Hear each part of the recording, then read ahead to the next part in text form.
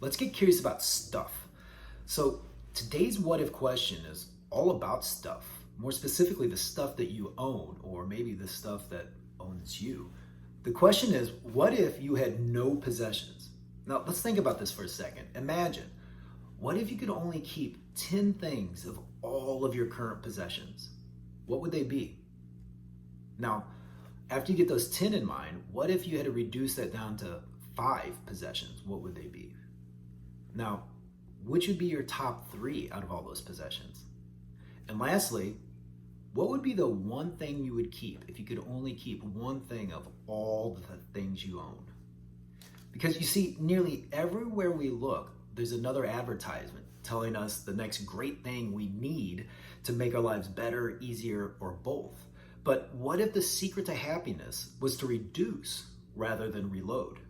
From architecture to fashion, artwork, design, and now lifestyle design, minimalism has been an attitude many have adopted. But is it even possible in today's consumer society to live a minimalist lifestyle? Well, would it work for you? It's tough to find out because it requires a rather steep commitment, right? The first step is getting rid of all your stuff. But what if you had to live with fewer things? Could you still be happy? Imagine going through an entire day with nothing other than the clothes you were wearing. Where would you go? What would you do? And who would you see to fill your day and make you happy?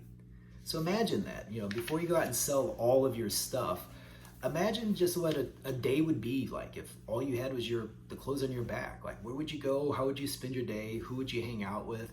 And just kind of reflect back on what that kind of life would be.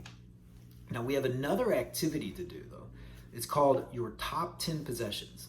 So for this activity, you're going to choose a room in your house and imagine it is empty. Or if you're really adventurous and want to take this activity to the extreme, just get permission from your parents or whoever lives in the house with you to actually empty it out and then see if you can do this activity from there.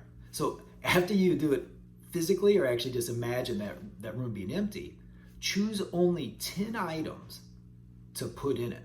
So refill it, but with only 10 items of everything that you took out. Now, take one of them away. How many of these items can you take away before you lose your ability to use the room for its intended or required purpose?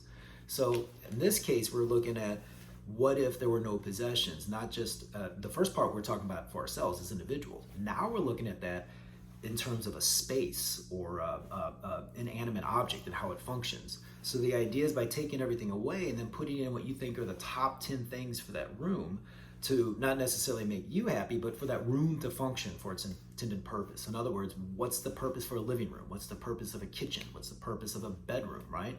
And then once you put those things back in there, how many can you take away before that room can no longer function as it was intended?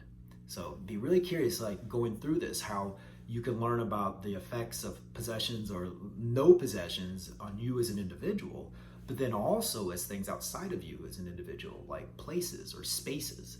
So really curious to see what you discover independently or kind of by cross-contaminating these two discoveries. So yeah, thanks again for getting curious with us.